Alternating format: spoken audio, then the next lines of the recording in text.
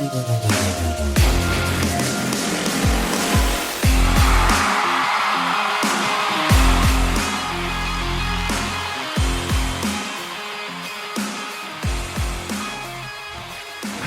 man, I'll tell you what a mixed bag that this week was for Indianapolis Colts fans. I mean, in theory, there was a whole lot to be happy about. I mean, between re-signing Jonathan Taylor, snapping a 5-game losing streak to the Titans, the defense looking absolutely spectacular in the process, being tied with the Jaguars for first place in the division going into week 6, and a game against those Jaguars coming up.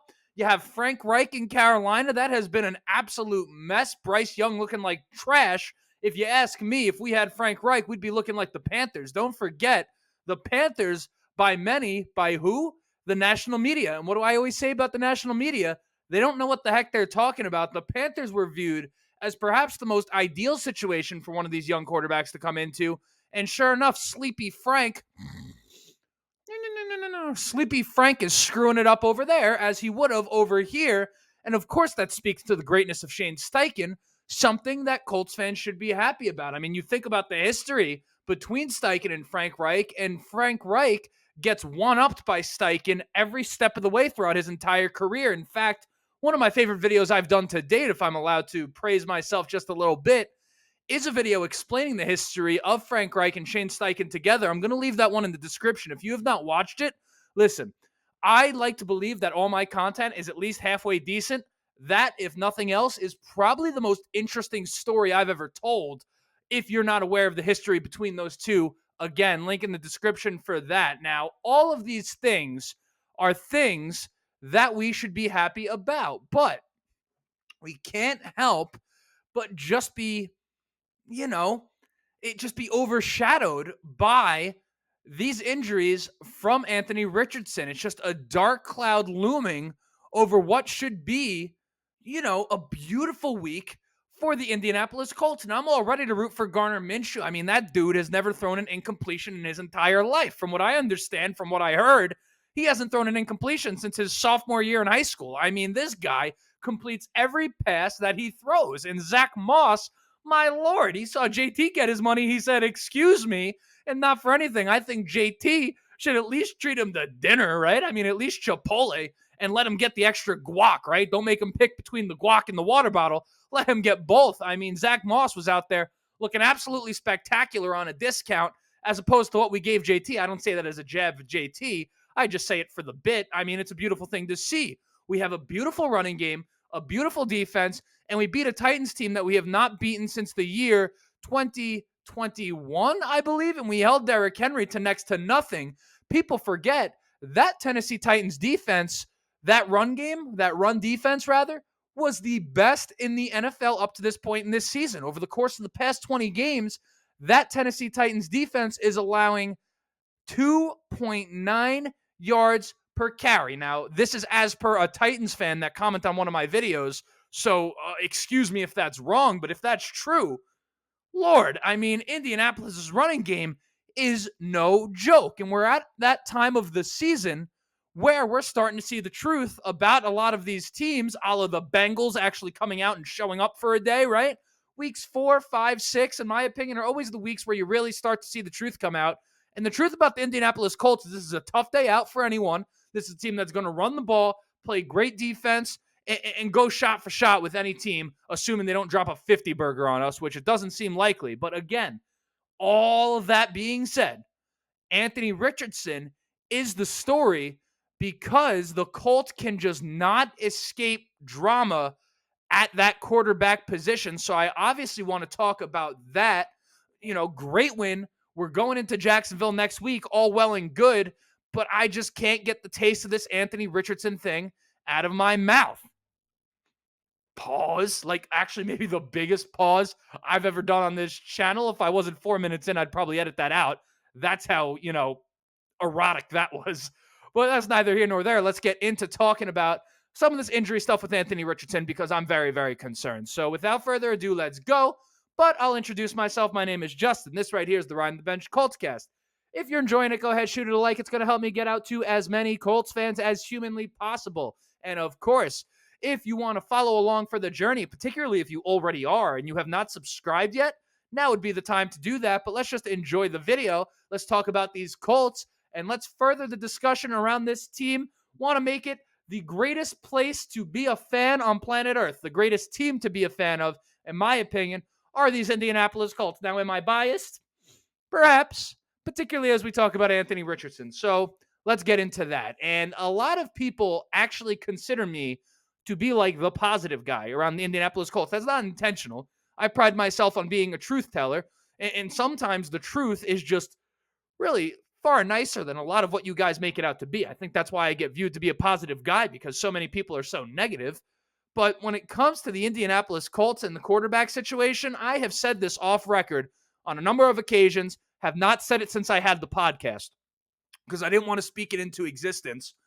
But I am of the opinion, I can't believe I'm doing this, but I can't help it in the face of this Anthony Richardson stuff. I'm sorry if I put the bad feng shui into the air. I believe that from the moment the Colts cut Peyton Manning to go get Andrew Luck, ever since that day, we have been cursed at this quarterback position. And at first, I just thought it was a little bit of a coinky dink, but now I have a fucking decade of evidence in front of me.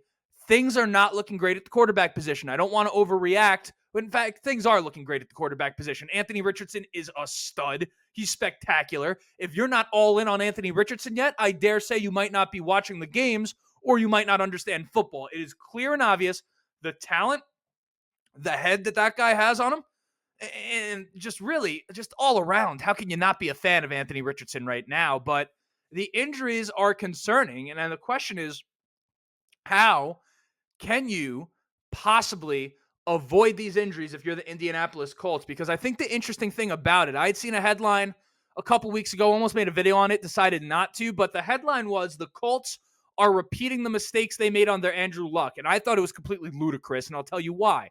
Because the line has not been the problem. When you have a guy like Anthony Richardson getting injured, this is all under his own accord. This is him rolling out or designed runs even, and him getting hit past the line of scrimmage. So the question is, how do you avoid that? Now, an easy answer would be stop running them if you're Shane Steichen, but at the same time, part of what makes this kid so special is that. Now, I think he's underrated as a passer, although no one would accuse him of being Tom Brady, Patrick Mahomes, Joe Burrow, all the above. But at this juncture in his career is particularly way past where people thought he was, but you can't run the ball more than you're already doing, right? I mean, we run the ball spectacular. That's not the issue.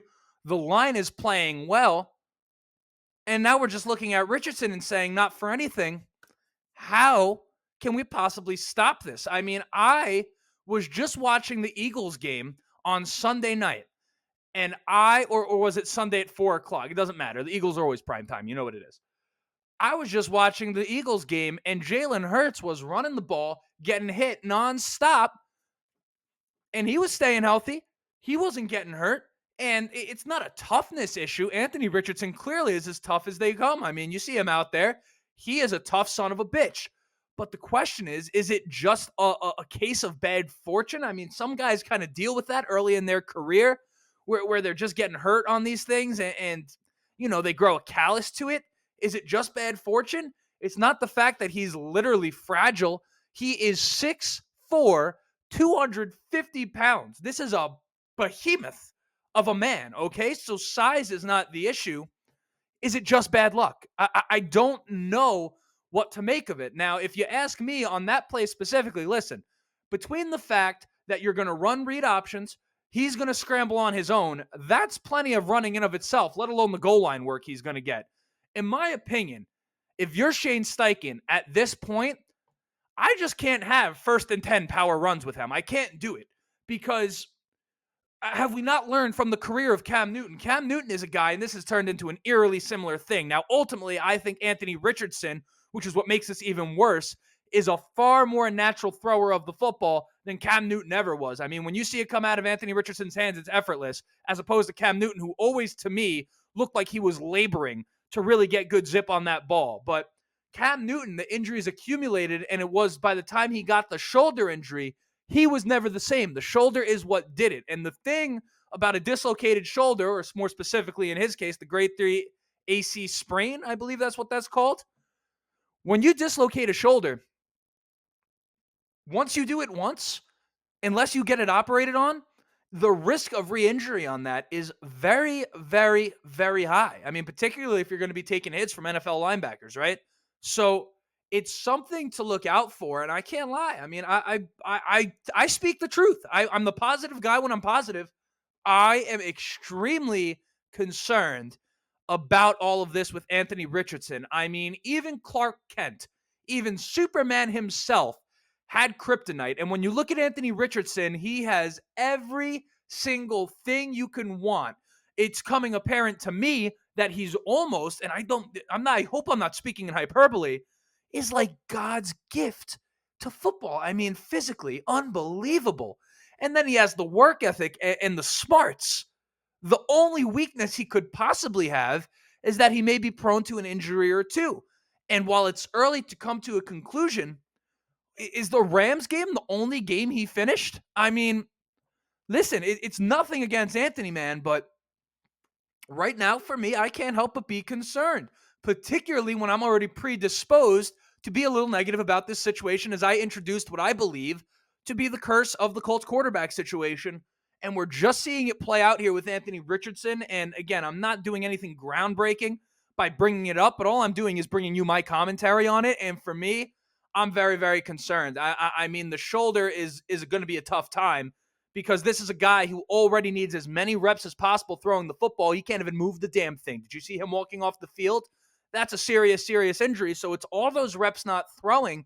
And then when he comes back, Lord forbid he has any setbacks. I mean, I'm very concerned. Luckily, we're in good hands. We have a great coach, Gardner Minshew being the best backup in the league, and we have an infrastructure that is built to support Gardner Minshew in his efforts winning. So in terms of the Colts playing well and my excitement for the season, maybe you don't relate to this. I'm just as excited for next week with or without Anthony Richardson, and I don't mean that as a slight. It's just I feel great about the Colts, but Richardson is the guy, and for me, the alarms are sounding off. I'm going to be 100% honest with you, and I don't want to be the bearer of bad news to you today on a Tuesday, but it looks like that's what that's going to be. So I just kind of wanted to speak about it a little bit, give you guys something. Got some good stuff planned for this week, and I won't tell you what it is. It's a surprise. So until next time, that, I guess, was the whole episode because I kind of don't have anything else to say. I thought I had something else to say. I don't think I do. So my name is Justin. This right here is the Ride in the Bench Colts cast. Until next time, go Colts.